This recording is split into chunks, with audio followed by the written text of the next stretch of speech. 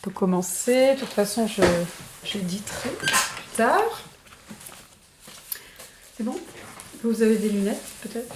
Je cherche mes lunettes. Ah, je ne les vois pas parce que j'ai pas les miennes sur le nez, alors. Non, elles ne sont pas là-dedans. Non. Vous les avez comme ça. Comme je n'ai pas bougé. Hein? Je ne me suis pas assise dessus quand même. Non, je ne suis pas assis dessus. Paul fera sans lunettes. Bah oui, mais si vous voulez regarder. Non, mais j'ai des lunettes en haut aussi. Bah allez-y. Ah, les voilà, c'est pas moi qui. C'est ça, oui, qu'on a déplacé. D'accord. Bon. C'est bon? Let's go. Je vérifie que vous êtes bien centré, puisque. Oui, c'est très bien. Yann, we thought we would talk about students. Students training, teaching, training students into African historians, and of course, this has changed quite a lot. And you have a very long experience of seeing how to train students and work with them. So, can you tell us a bit about your ideas about this particular aspect of your work? To begin with, students, there are many, and I mean there have been about 90 students, Oh, really? if you count Philip Curtin and myself, and it's very artificial actually to divide them. Yes, it is. Curtin, myself, and if you add firemen, you take the ones in Wisconsin. That's about 90, a little over 90. Before you retire. Before my retirement. Yeah, and there's still many more after that. And then there have been, I also have had students outside of UW, and that's about another 9 PhDs. But the point is that those 90 students fall over a period of over 30 years. And when you look at the lists, which I've been doing, they fall naturally in a group of cohorts. Huh. And I found out that the most famous ones are not the earliest cohort, the very first PhD students. The first one was one of Philip Curtin's in 1963, but it's the second cohort. Really? And that everyone knows about. But there are 6 cohorts. And so why do they come more or less every 5 years?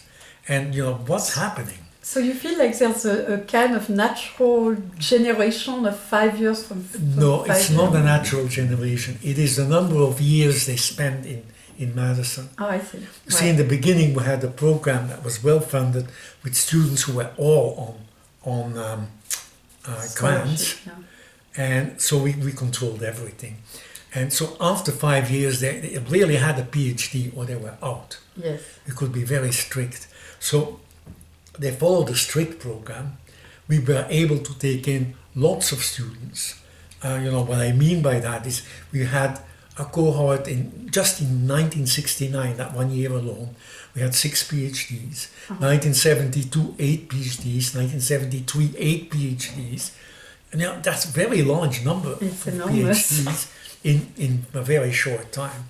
And because we controlled the timetable and they got the funding, we were able to, for that period until 1974, we were able to control the whole thing. Now, in that second cohort, the one that's best known, that's a little less than 30 students, is about 1/3 of the whole. Especially if you count first cohort. So still big numbers, large numbers. That's a large number, at about 30 PhD students at the time.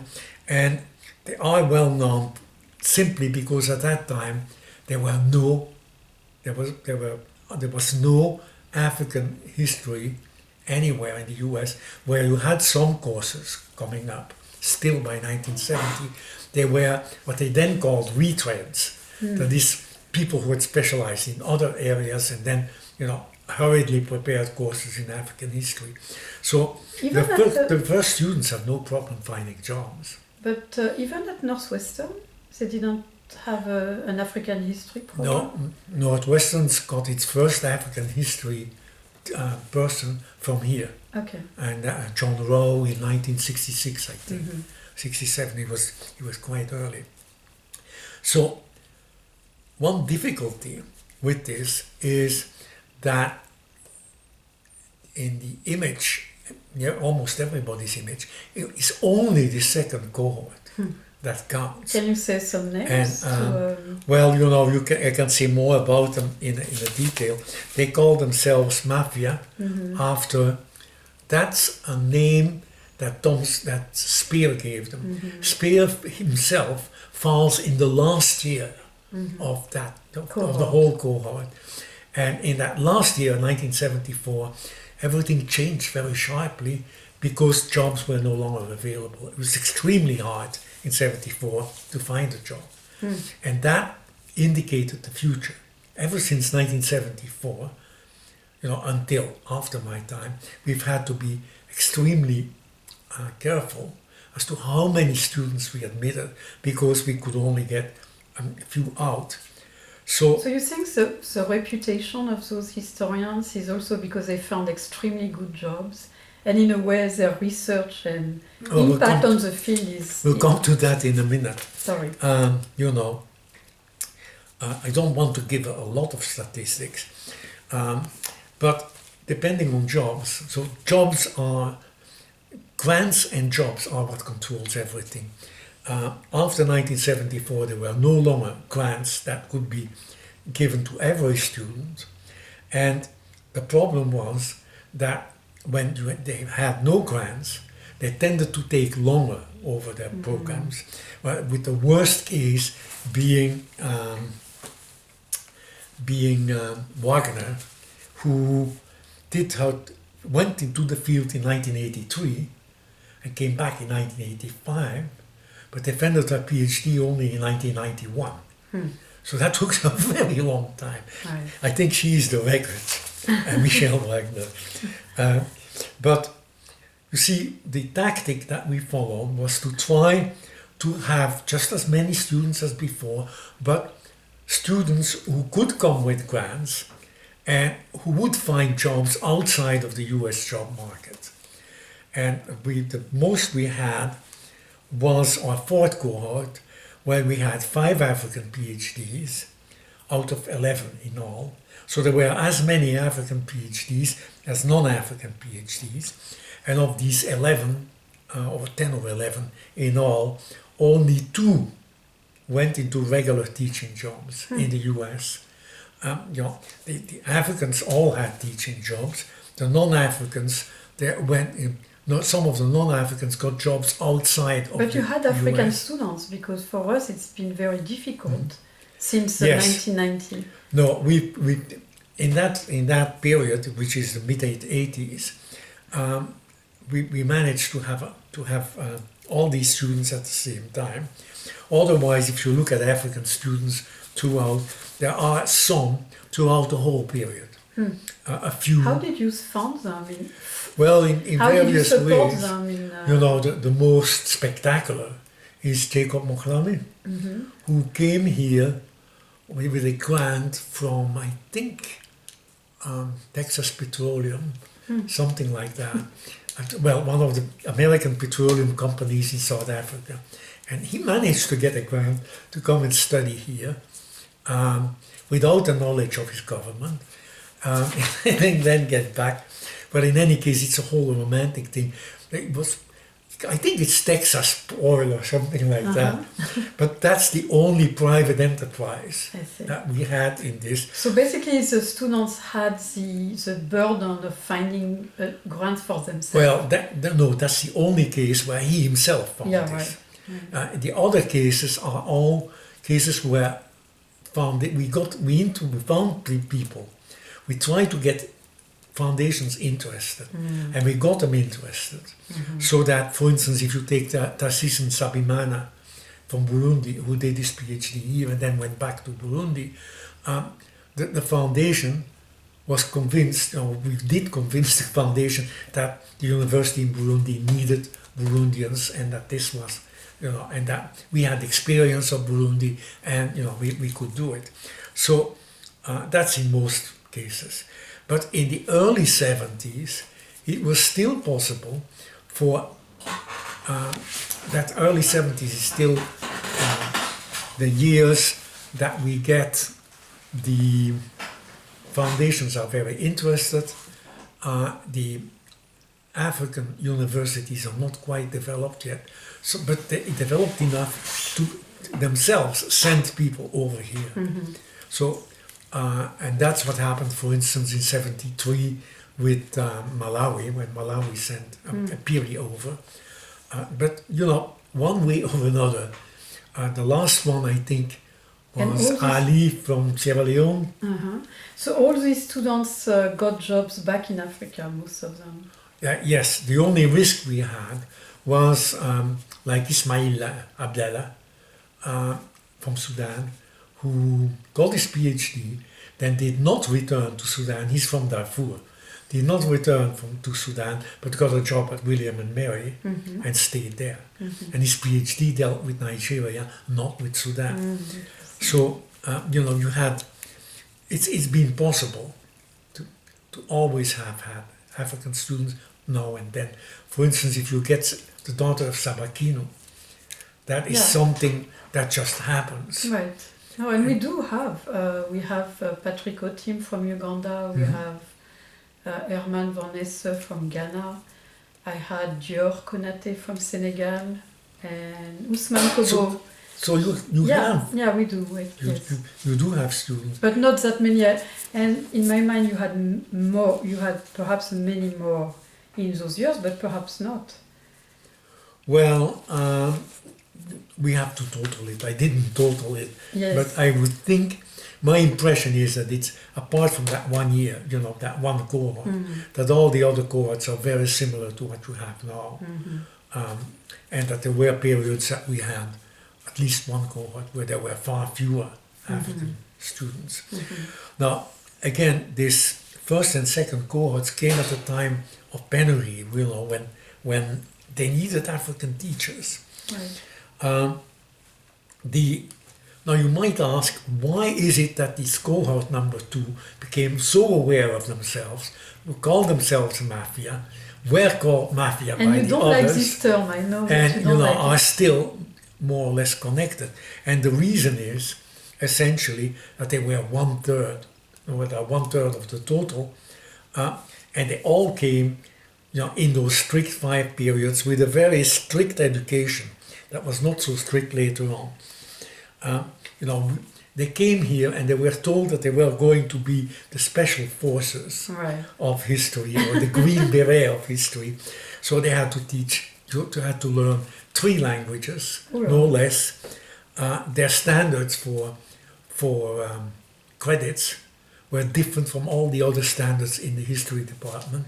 And, you know, it was a take it or leave it situation. So they took it. Spear, David Henniger, Bob Harms. I'm just curious. No, Harms is not in that.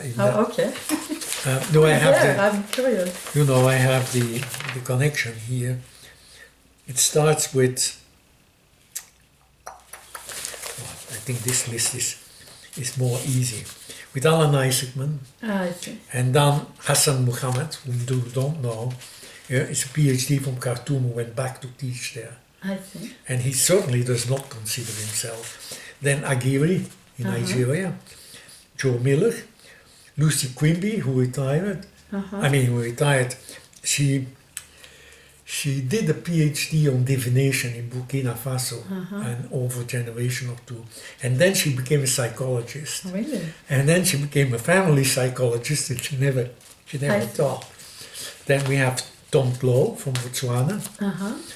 John Works, who is at University of Missouri, who worked in Abéché in Chad. Iris Berger, whom you know. Yeah. Jeffrey Fadiman, whom you may know or not know, is a very flamboyant person. Really? After his PhD, he went into... He works on which part of Africa? Northern Kenya. No, I don't know. You know, Meru pre-colonial. He went to San Jose State, where he simply got a job in business school, and he became, you know, and he managed to to stay in business school and to publish 4 books on his fieldwork with somehow, the money he made extra in business. Then after that we have David Hennig, Joseph Lauer, who did not go into teaching but in library, in the Michigan State Library. Philip Shea was in technical history, in history of textiles from the 19th, 20th century in northern Nigeria. He went to teach in Kano, spent his whole life in Kano, and practically never came back. And then we had Shirin Walji. Shirin Walji was a Gujarati, Indian Gujarati, but born and raised in the Gujarati community in Dar es Salaam. She was sent by her imam. Her imam is, the Muslim leader who's being weighed in gold. No. every 30 years. No, I don't know that. Well, the name will come back to me. Okay. But she's a Shiite. Yes. A Shiite, and like most Gujarati, and she did her PhD on her religion. And she was sent by the leader of that religion here to become an historian. Now, when she had finished, she's a very interesting person. When she had finished, she went back and she did not publish the PhD as it was because, His Highness, the Aga Khan. Oh, Aga Khan, Yes, yes, the Aga yes, Khan. I see. So, the Highness, the Aga Khan was agreed that it was, it was a PhD, it was scientific, but it wasn't to be presented like this to his followers. So she then went into with specific job of teaching Muslim women, Somali women in northeastern Kenya in Swahili, and she got a job at the university in Kenya, and her specialty became women's education. But that was at a time when in general women's education was not that widespread in Africa. And talk of Aga Khan, Shiite environment, it was unknown. She spent her whole life on women's education. Wow. She spent about 15 years or so in Kenya. And she never published on her work? No. Oh, And then so she went to London, and she did this. She began to work directly because the Aga Khan has his secretariat in London, one of them, and she began to work directly again on women's education and women's issues. Her whole life the rest of her career and life in London. So, you might ask whether this was a fruitful career or not. And if you're very academic, you will say, no, there are no publications and there is not this and that. But if you are like me, I think this is a splendid career. It is somebody who did something that was really necessary, right, and very useful. Supportive of And women. you don't count it in what comes out of it. But so that she was in again the last one of that famous cohort that we were talking about. So that's the second cohort. But in each cohort, every cohort, there are some extraordinary people. We've had, and nearly all of them had points that were quite interesting about them. We had that cohort with all the Africans in them. One was a white South African who started a political career in South Africa. That is, he was in the House and Assembly in the 80s, I think. Yeah, in 70s and 80s. His interest was the Xhosa rebellion of 1857. But that was one. Mwelwa, do you know Mwelwa? No. Musambachime? He's from Zambia. He started the African History Department in Lusaka after he finished here, reorganized it. Then he became a senior diplomat. Was stationed for years in Windhoek, Southwest Africa then, and then later Namibia, and then back in Zambia. to his department. He's published one book, but he's written four. And one book is quite typical. It's about the borders of Zambia. It is a book that if you publish it here, you may sell 10 copies. Yeah. And even in Zambia, it's not that people don't find it all that interesting, but it is very important diplomatically. So Did you stay in touch then with your students? Oh yes. Yeah, it sounds like you really followed them and got some I stay in news. touch with most of them, with all the people who wanted to stay in touch. One I did not stay in touch with was the next one, Ogedengbe. Ogedengbe was somebody who came from the lower Niger, in Nigeria, did his PhD, went back to university in Edo, and that's Benin, the former Benin state, but I never heard of him again. Bakonzi went to Kinshasa. He did a PhD, a marvelous PhD, by the way. Was he your only Congolese student? No, it's not. He was my only direct Congolese student here. Here at UW. Right. No, I've had a Congolese student in a PhD in sociology, actually, in Congo itself. But he was, and you see, I taught the ones that were in political science. And there were some two more. in UW, yeah, because of Crawford Young. Because of Crawford Young, and Crawford Young had managed to find the funding to bring all three of them. So the two others were over there. Bakonzi did a PhD on the gold mines of Kilomoto, where we came from that area, and his ancestors worked there. The PhD was remarkable for one thing, in that the archive of Kilomoto was still functioning at the time when he did his PhD, and he managed to get himself so well accepted by the management, and at that time the management was preparing to get out of business completely. Well, this is late. I mean, we are talking about the 1980s already. Let's see, where is he? 1982. So 1982, there was still a colonial company working, but they got out of business.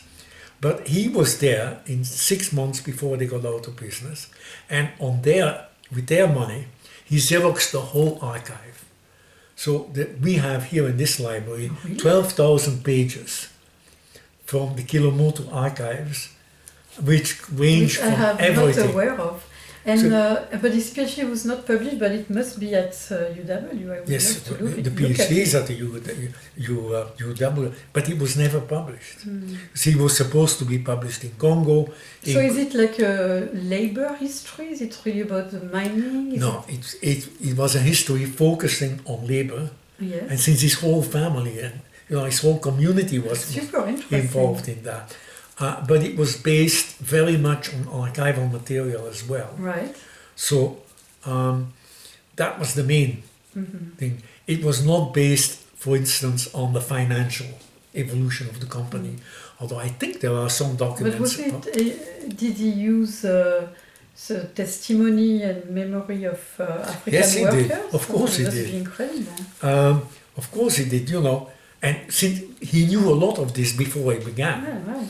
So, from his point of view, he could have written a whole piece by himself, but it was very important to get it documented. Yes. So he read the documents, if you want, with the knowledge behind it as to what you read between the lines.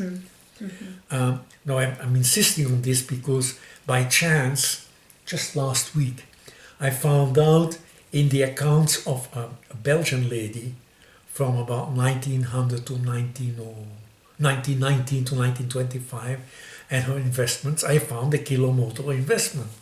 So if you wanted to write, the kind of unexpected type history, you would have this Belgian lady on the one hand and a guy, Bakonzi's father on the other, What became of him, Bakonzi? He taught at what was then the EPN in Kinshasa, and he taught for about 10 years or so, and then he died in a road accident. Now, by the way, all the Congolese we've had in medicine all died young. I mean, there's not a single one surviving. Oh, well, I'm not going to say that to young Leslie Sabaki. But no. It's very sad. But one came from South Kivu and disappeared there. I'm sure he's been killed somewhere. Oh no, there is one. There is Wakianakazi. Wakianakazi comes from the northeast, from the area of near the lake that was called Lake Edward, and in a population that was called Nandi. They were trading coffee with Uganda and so on. And his PhD is in sociology. I see. But in fact, he was becoming an historian. And he published his PhD and several articles. And he went back to the Congo? He went back, yes, he was back they were all back in the Congo. And he wound up in the faculty of university at Lubumbashi.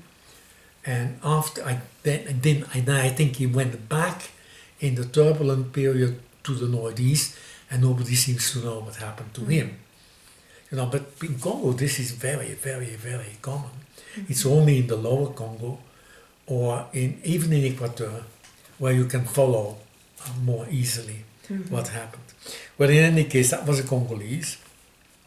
Then the last one was Mokhlame, the one with the oil money, if one can see.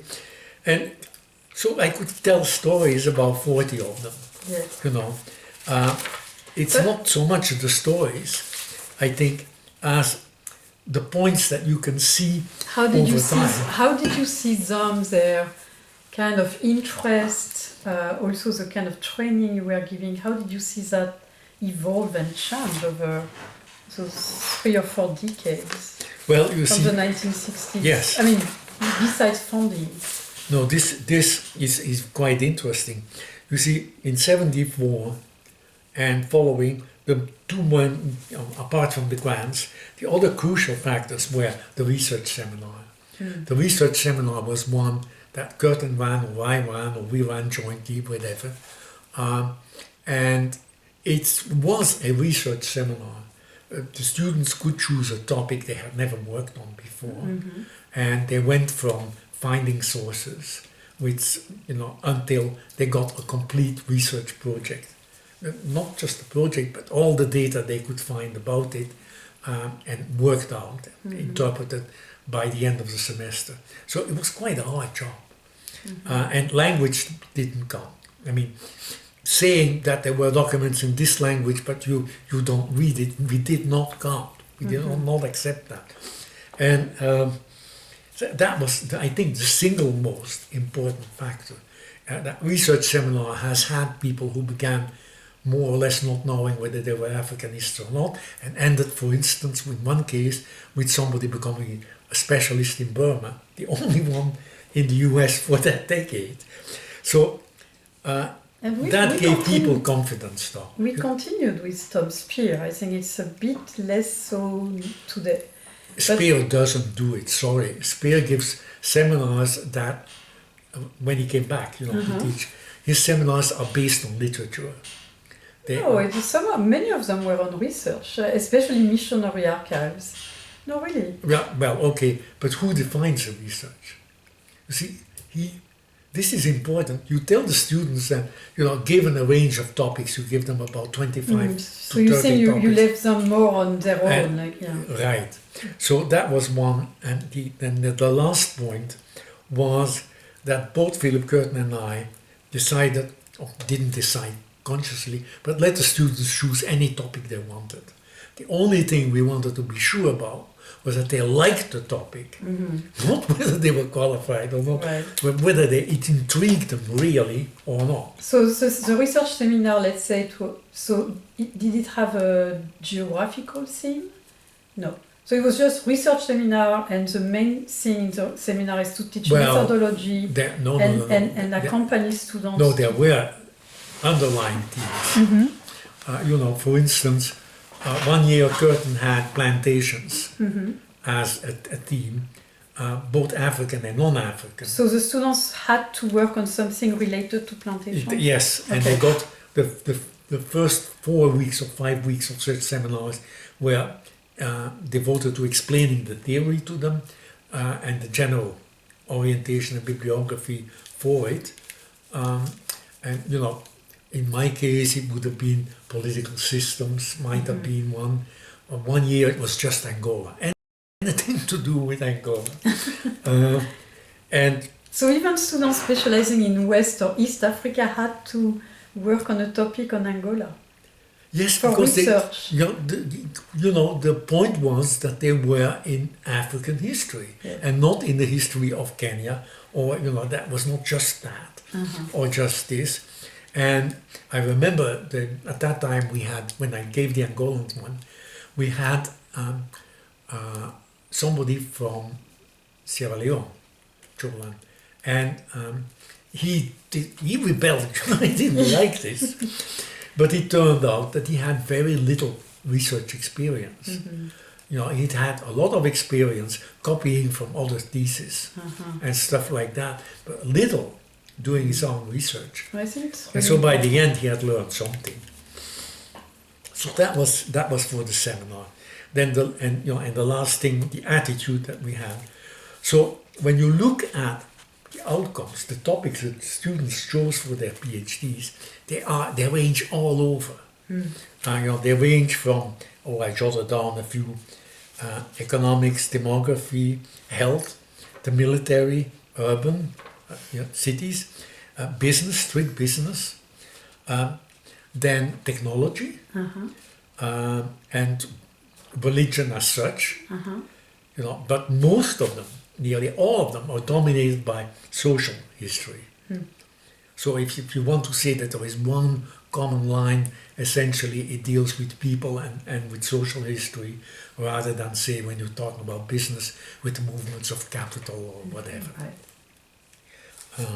So And, that's a result of early getting history chosen. as well. You had quite a number of PhDs on early history as well, or Well, also yes slave and no. trade. You would be surprised. Yeah. You see, most of them.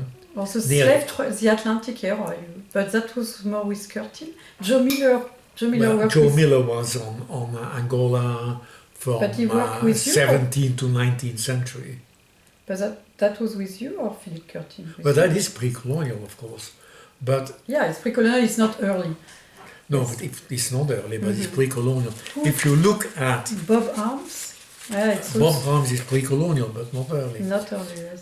Not really. Did early. you have any students who No, we really did not have any students in the period before 1600 or Ah. 1500. Actually, it's More a than- consolation for me Three? because I had never have a student before Leslie Sabakinu and the other student who is coming, Kate Alfin, who are working on where I work in the Congo Yeah. and Gabon. I had only Meredith Tereta on Cameroon, so it's a bit sad. But so you had nobody on early history. No, not only that, but between Curtin and myself, probably half of the students we had were working on the last half of the 19th century. But remember, this is How dare this is they? 50 years earlier than now. Yes. So Yes. and even on the beginning of the 20th century, Yeah. So So presentism, well, it's not quite presentism, but it's colonial. but history. they were. And why did they do that? Because it was safer. Because there were archives. If you do a PhD, you hope to finish your PhD, and you don't want to go, with your fieldwork money to the field and then discover that there is no archive. You only have So- some oral material, but it's not enough. But the wonderful thing then is that since Neil Kodesh arrived in the program, now we have some early history, serious one. Yes, but you see now you've had, if you look at people, And David Chambron at Northwestern, I mean, those are really the you producers look at of Schoenbrunn, early you see, history. and that worked. Here in Madison, the equivalent to train somebody like Schoenbrunn would have been to add the training of Patrick, what's his name again? Patrick Bennett in African language and lit, and combine that with the history training. Michel Wagner did that up to a certain point. Right. René Tantala, did she do that? René Tantala did. It's not René only history. Tantala worked quite hard. She worked mostly on oral tradition. She did not really go for much earlier, but then the time period she had was one that began around 1400, which is, is pretty So respectable. how do you explain that? How nobody really But you remember this? fell in love with early Do history? you remember the Or is it- discussion at the time? Well, No. see, one of the big discussions was asked Wyatt McGaffey, what do you have to do to be a good historian for an early period? And there they were, you had to know archaeology, you had to know linguistics, you had to know Yes, anthropology. but I mean, where else in the US but with you could they get this kind of training? But now the other thing that I'm thinking is that in a way, passing the rainforest is fairly late in your career. Mhm. It's 1990, so Right. if you had, I'm not saying that you could have, but if you had written Passing the Rainforest 30 years earlier or 20 years earlier, maybe you would have had students trying to get into more historical linguistics, or I don't know. Well, I would say no. No. Well, look, for those two first cohorts, including the famous Mafia cohort, what students dreamt about was do a PhD on what they liked, finish it, and get a job. Now, these were the first jobs. So they were afraid to delay I by understand. studying longer down, and they have no money to study more down. One thing. And the other thing was that they were afraid that if they had a sort of odd CV, where you had this archaeology or that linguistics, anthropology was all right, that would work.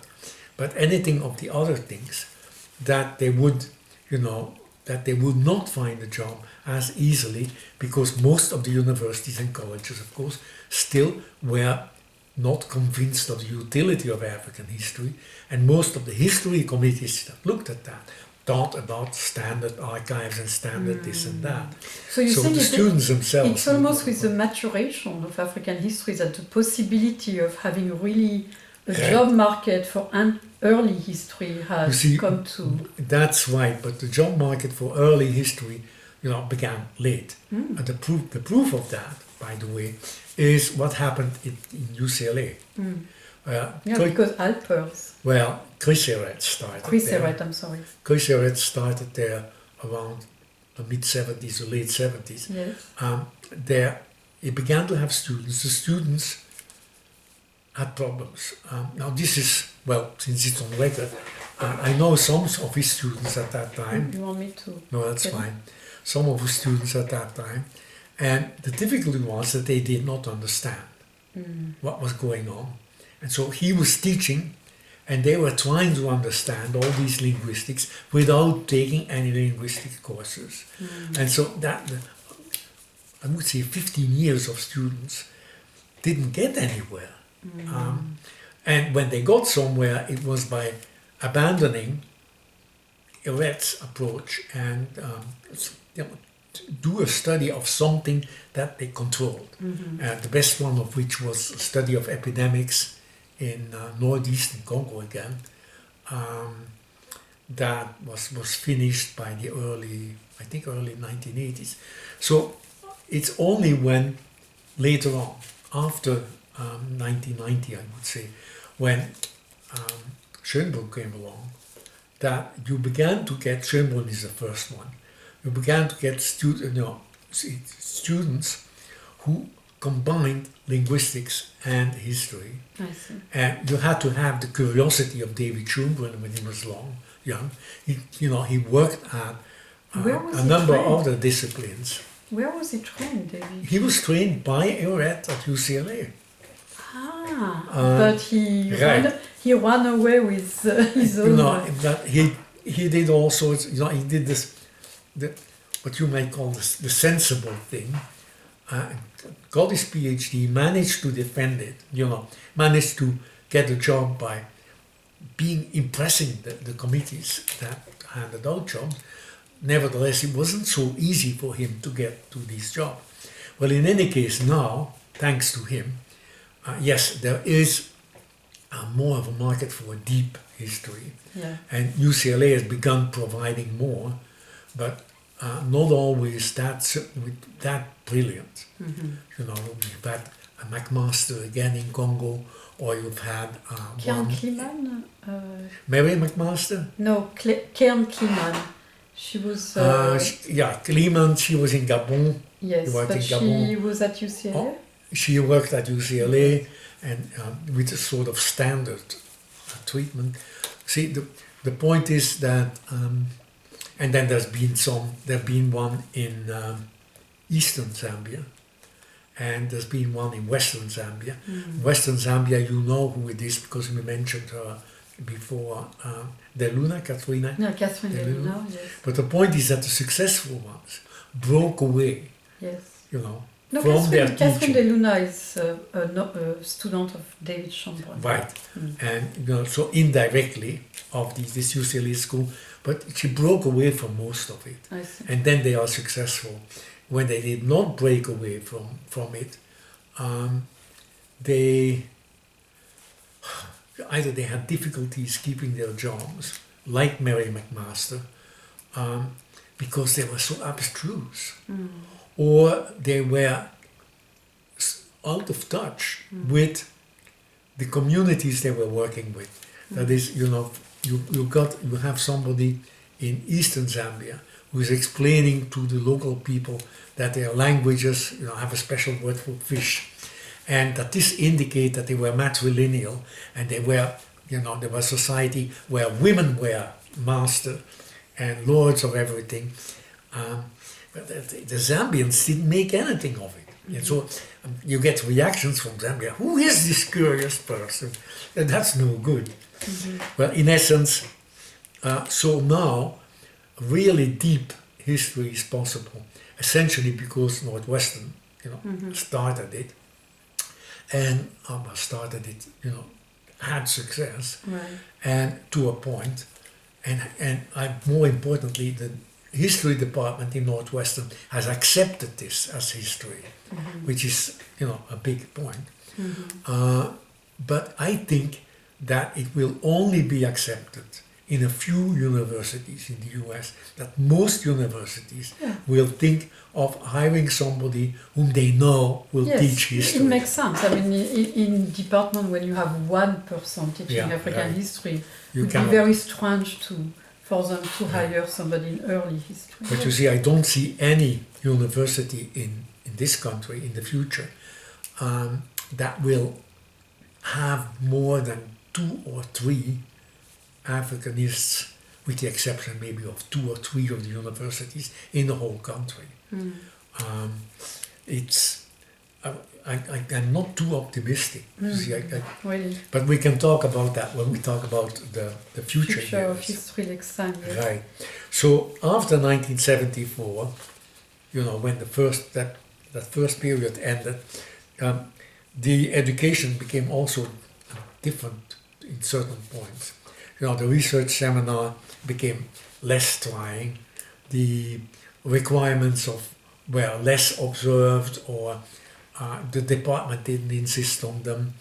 The absolute rule that you had to finish in 5 years, the whole history department abandoned it little by little, and the like. So if you look at that list and see what happened to the people, you will see that more and more the tactic was used of finding jobs for people outside of teaching. And so you get, for instance, somebody who ends up, that's still in 1974, who ends up becoming a banker.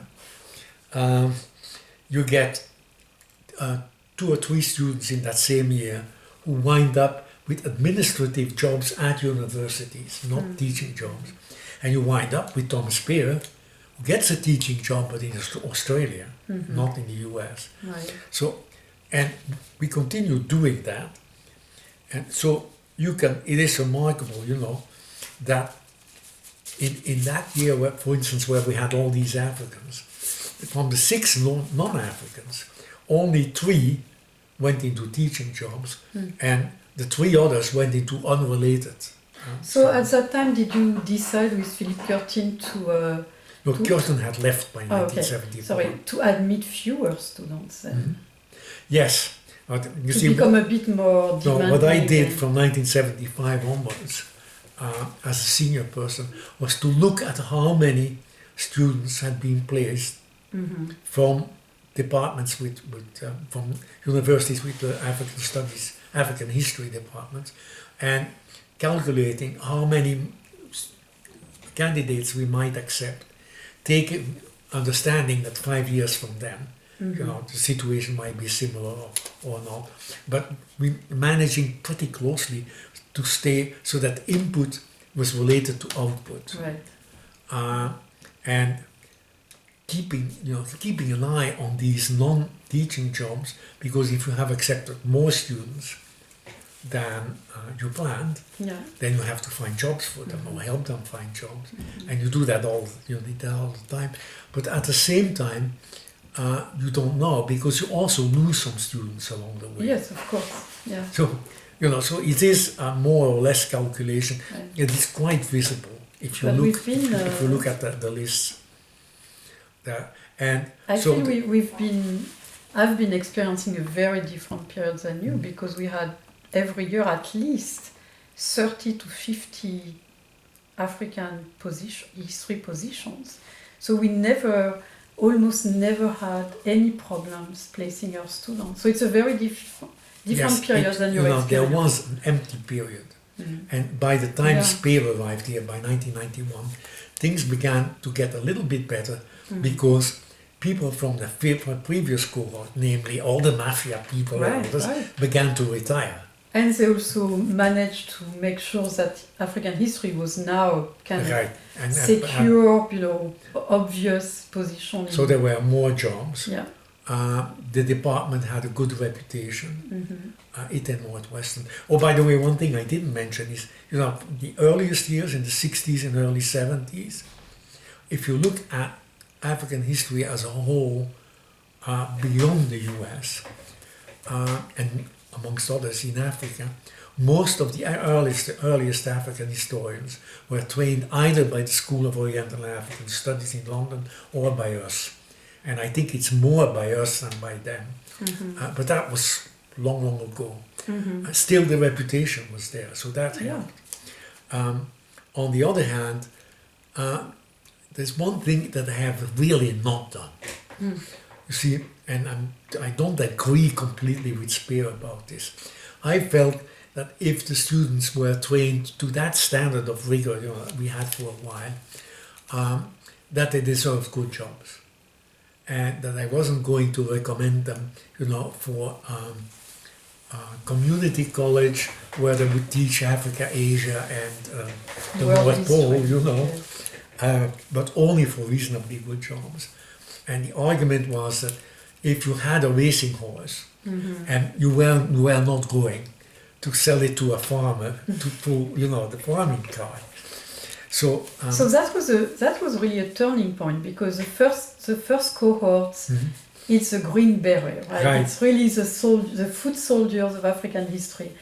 By the 1980s, 1990s, it's really being more competitive, admitting fewer students, training them with rigor, but with the idea that they will get really good teaching jobs and research jobs. Right, and you see, it's the turning point on that comes in 74 already, 1974. I don't know if you realize this, but 1973 was a crisis year at universities worldwide. Oh, you mean the financially? Oh, yes. So 73, of course, the oil shock. Right.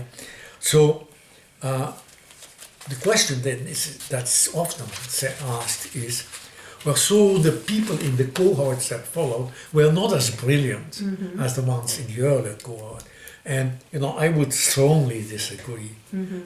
I find in cohorts that follow people like Dennis Cordell in demographic history, Bob Harms, Yes. whom you know, and David Newbury. Yes. They're all in the cohort that follows after the first one.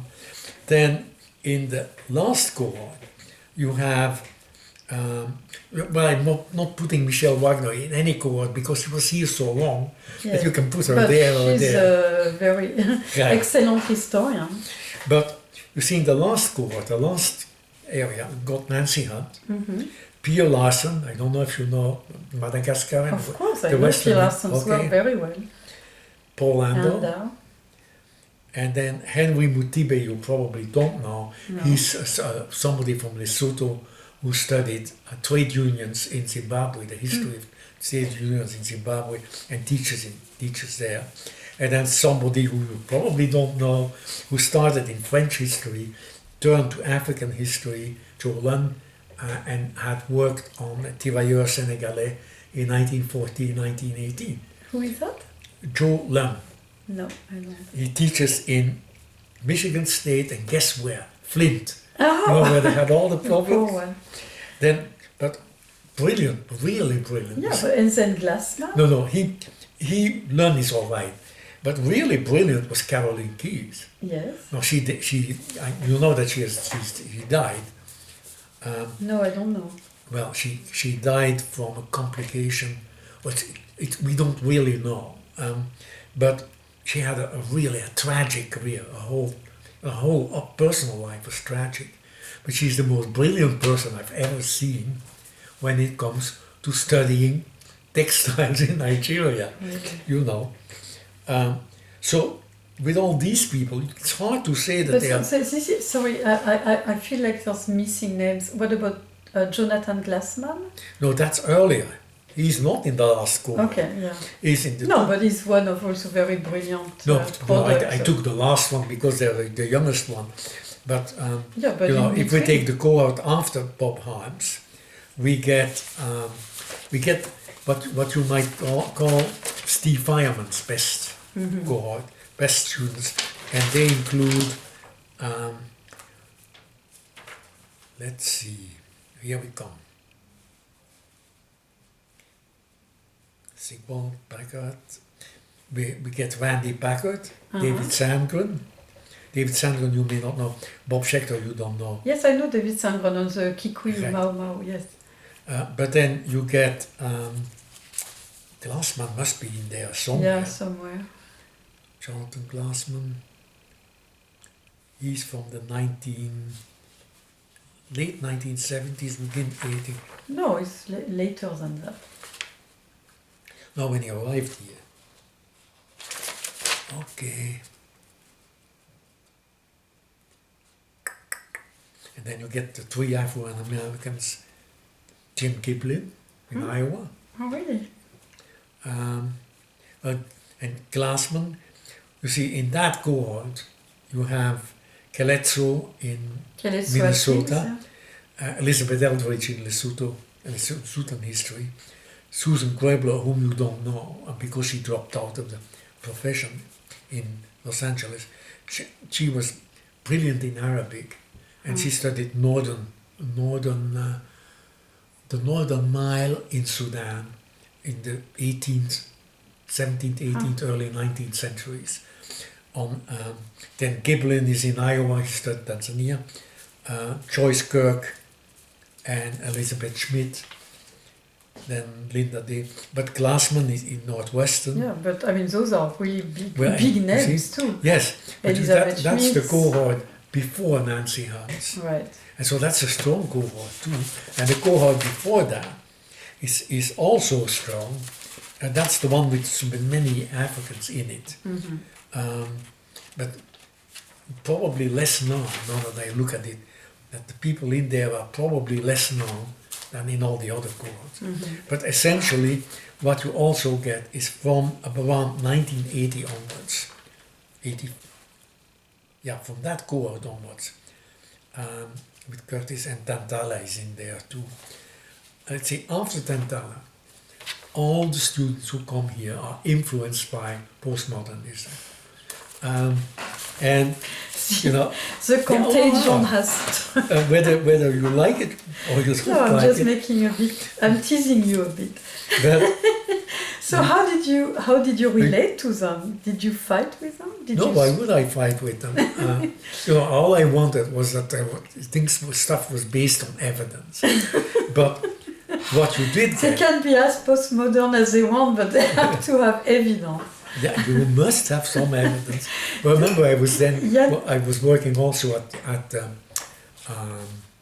in Paris at the UNESCO, and the standard was not what the position of a paper was, but whether there was evidence to support it or not. To support. That's the standard. That hasn't changed. No, but the seminars in that time So yes. saw Homeric battles between true postmodernist and anti-postmodernist.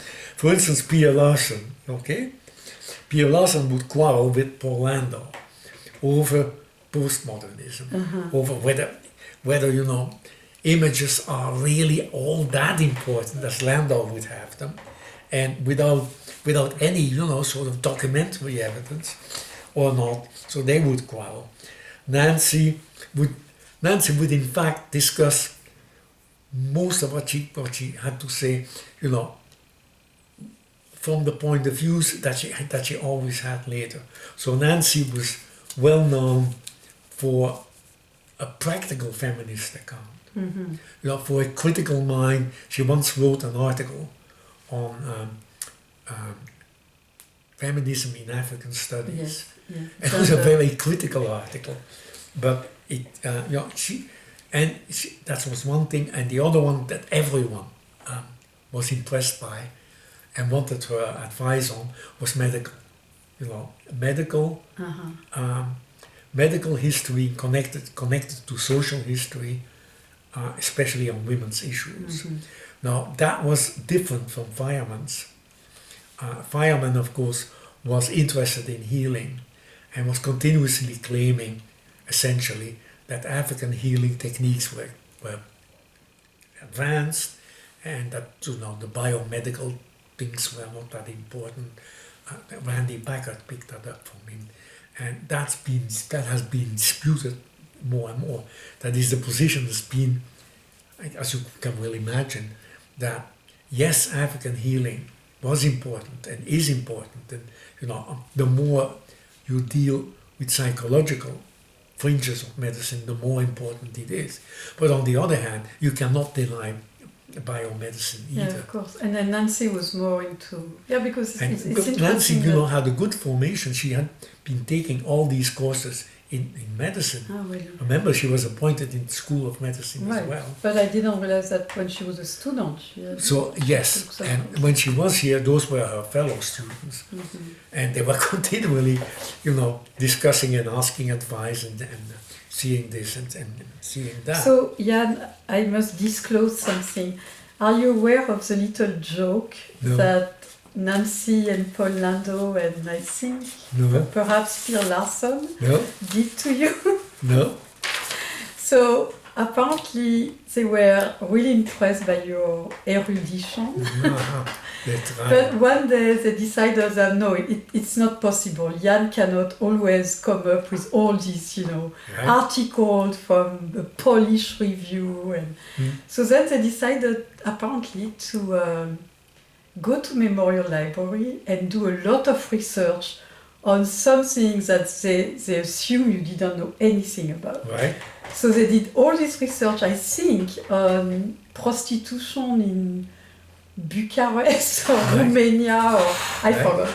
And then they prepared a kind of intervention in one of your seminars.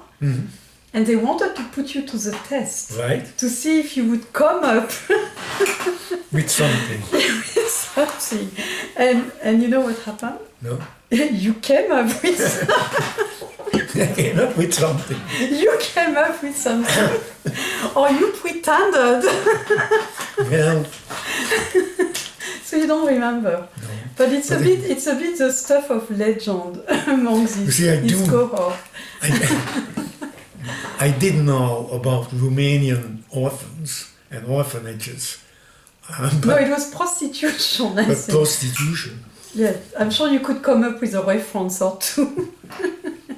But they really tried to corner you into some things you And it didn't work, know. right?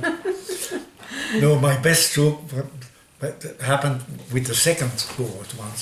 You know, we classes in African history at that time, in the late 60s, were scheduled at 7:50 or 8:10 in the morning. Oh my God. So, That's because you know torture. the department didn't believe this, so you never got a good hour. You always got these impossible hours. So you arrived there. The students all arrived there. They were not awake. So by about the third week, I've had enough of this. So the student began, and I said, and I went to the blackboard and I said, look, now, as we are dealing with East Africa, you must remember that the Chinese authors about this case, I began to draw fancy Chinese characters on the blackboard. It took them 10 minutes to really become aware that something was unusual, you know. And you were pretending, or you were actually... No, I was pretending, I was making pretend characters. No, there have been some Oh, Chinese, just to see if they were awake or just not. to see if they were awake or not. That's excellent. Maybe they actually believe that you spoke Chinese as well. Well, after that, they stayed awake, you know. Yes. That's funny.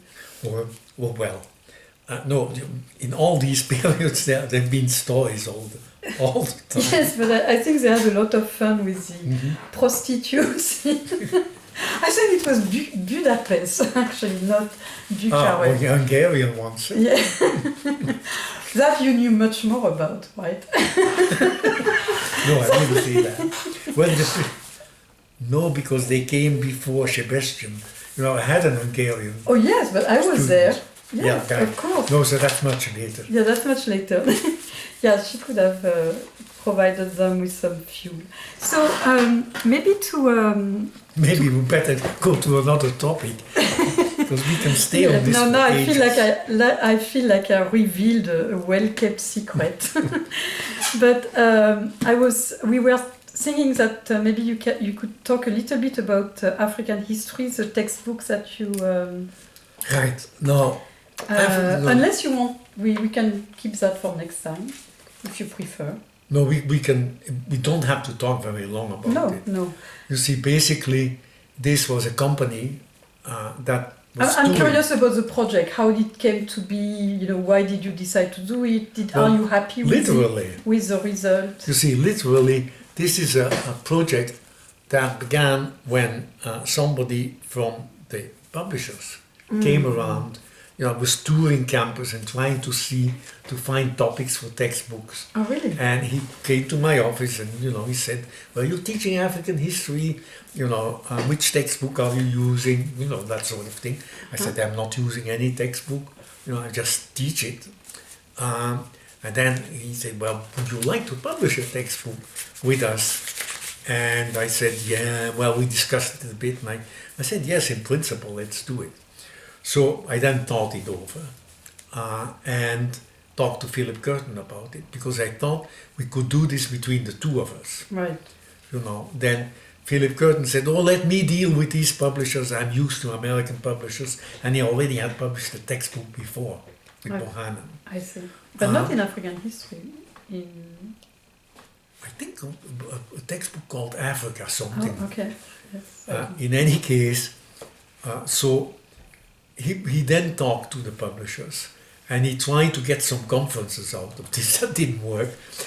But we came up with the idea of, you know, dividing it in chapters and finding the chapters. So he was going to write on West Africa and he was going to write on North Africa. Mm-hmm. And then we were thinking of East Africa.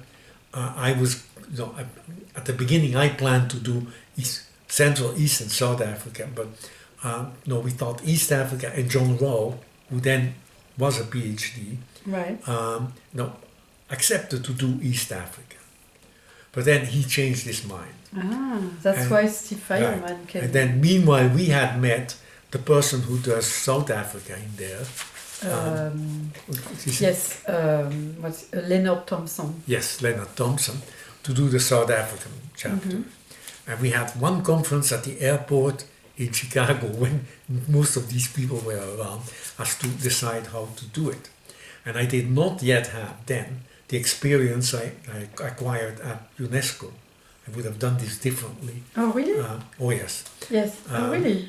see- So UNESCO was after that because the first edition is 1978. The first edition Right, of this one. but you know, by then, yes, of course, I would be working So at UNESCO. why? Because I find it very well organized, actually. No, even today. Yes, it is well organized, but But it's what too would you- conventional. Yes. You know, and of course it's a textbook. So as a textbook, it worked very well. Yeah, but what would you change now? Well, first we did change it. There was a first edition and a second Yes, I edition. didn't look at the first And, edition. you know, which was bringing it up to date. Fireman or Thompson did nothing for the second editions, essentially. So for the the first- second edition, you brought it to the present day, or And- at least to decolonization. And we rearranged some of the internal chapters. Now, the second edition was really, you know, only a sort of backlife for the first one. It was not all that different. The only new language it got into was Serbian, I think, in Belgrade. Did you change the bibliography, perhaps? Some No. of the no. Well, we added to the bibliography to bring it a bit up to date. No.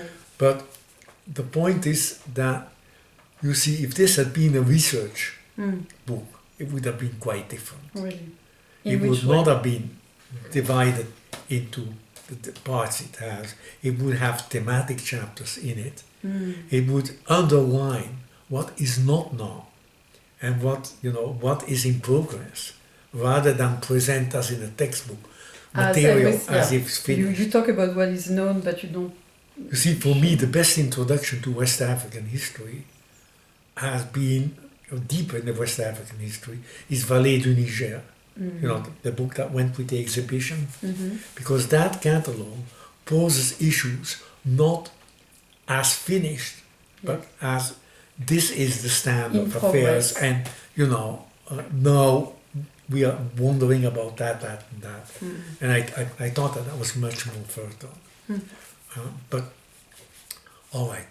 So it was a time, the 1970s and even the 1990s, where there were not that many textbooks in African No. history compared to today, when you have, an invasion of ones. them. I mean, it's really hard to choose which one because there are so many now. Right. No, you see, at the time there was practically no textbook that covered the Yeah, whole I'm trying to think continent of, seriously. Well, there was or some Oliver. There was Oliver and Right, Page. there's the other one that's really more, I think, at a level that's much lower than this one. And I forgot his name. He really produced a lot of those African history. No, Shingleton. Singleton, yeah. No, Shingleton did produce, an African history at about the same time. But when the project began, he wasn't there. There was only one textbook by somebody who was in Zambian history, had been in Zambian history, but that didn't catch on. It was very political history. Yeah. That was very sort of. So this one got on for a while, and I'm not unhappy about it, but I'm not very happy about it either. It's sort of neutral. I think that it's, you see, if we had been able to write it later, then it would have been better. Really, yeah. Oh. Yeah. But it's, it's For practical. me, I find it very useful, actually.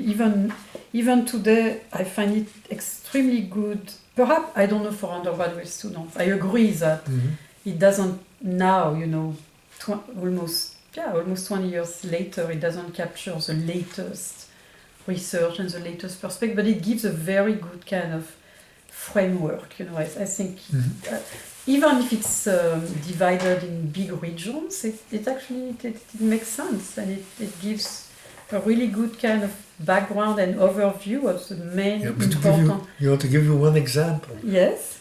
why did the regions work well? You never ask that sort of question, because you have got East Africa and you've got West Africa. No, we do sometimes in prelims. No, but now we can give an answer. Uh-huh.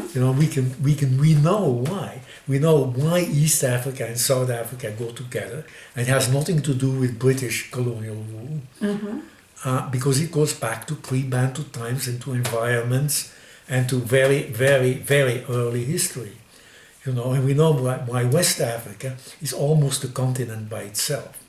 If you want, you could argue, seriously argue, that West Africa, that Africa doesn't exist, and West Africa exists on its own. Right, but you cannot do that in a textbook. No, of course not. But so what maybe to conclude, so what in your experience at the UNESCO started to change would have made this book? Well, because I don't find the UNESCO that innovative.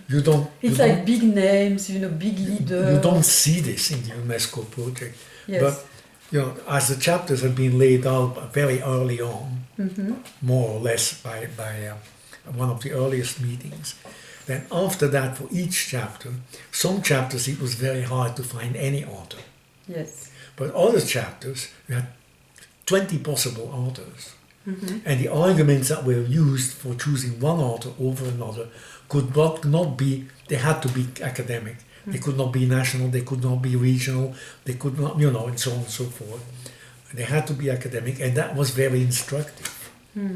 So, once you apply that to the people who work with you on a textbook like this, for various parts of the textbook, we could have used, Curtin and I could have used the same sort of argumentation. And for instance, for South Africa, we should have come up with somebody who was less conservative, much less conservative, and much more involved than Leonard Thompson had been. Yeah, that's not...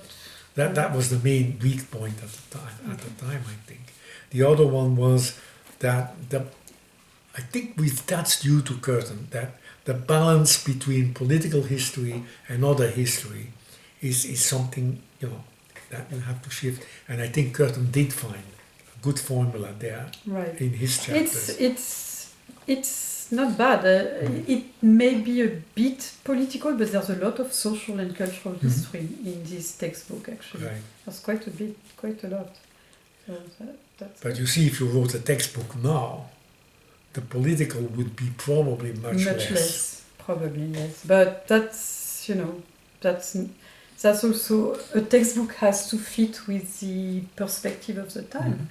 And so that's good, because next session we'll talk about this. See, the other thing about this is that if you read behind the text, you realize that these texts are all made from the lectures all these professors were giving, of course. Yes. So you can get the general drift of Curtin's teaching about Africa from there.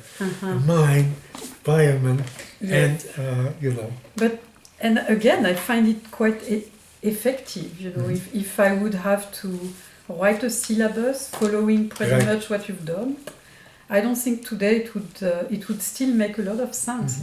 It would still be quite good for students. Wait a minute, I see somebody is there, and I'm afraid there is nobody. Claudine can be there in time. Sorry. Please cut that out. Yes, or not. So I forgot where we were. So the textbook, we were thinking, maybe now you would write it differently, but at the time it kind of fit with the general knowledge and orientation of African history, and again the balance between social, cultural, and political is good. But you see, today, I think that any textbook has to keep in mind what's available online and digitally, and also the possibilities of setting up a website that relates to the textbook, with all sorts of information. That's almost, I would think, is becoming a necessity. Right, but it's not really working like that. There are textbooks that are only online, and there are textbooks that are still mostly paper. I can't think of an example. There might be some that combine the two, but I'm not really. Or So maybe Oxford the University. But standard examples of archaeology, they all have more online than they have in the textbook yeah, itself. which makes sense. Yeah. And you can think of other disciplines, but in history, you just That imagine. would be a great. That would be a great project for the University of Wisconsin Press. Well, if they wanted, That would you'd make have money in there. you would have to talk to Gwen about this, Yeah. because they cannot finance it. They simply don't have the money. Mm-hmm.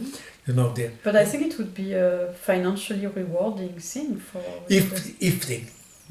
If they get it, yes. But they will point out that the Indiana textbook on Africa is more likely to do this quickly. Mm-hmm. I think that in fact for history it could be done here. But why don't you talk to Yeah, Gwen? no, I mean it's just again, I don't think there are very good textbooks that combine resources online and a paper text. So. No, but you know the standard textbook on South Africa that was published. You probably do know it by Reader's Digest. No. It's about a 400-page book. It's And the best introduction to South African history you can find, because it's been produced with trade publishers in mind, but popular ones, with Reader's Digest type, so that it has lots of photographs. I think there were over 1,000 photographs in there, maps, sidebars, stories, little stories of interest here and there, but it hangs together very well. Right. So in that case, it's better than any textbook, Right. and that's the sort of thing that you could put online. Yeah, or instead of having the images in the text. The other thing that I can show you maybe next time is one textbook that all of us who teach 19th century, 20th century Africa have been using, but I think it poses a number of issues. It is a very good textbook called Africa in World Perspective. Mm-hmm.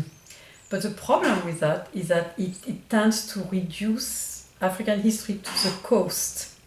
So you have very little, it mostly exchanges with the world and kind of pattern, but it really doesn't look at more kind of,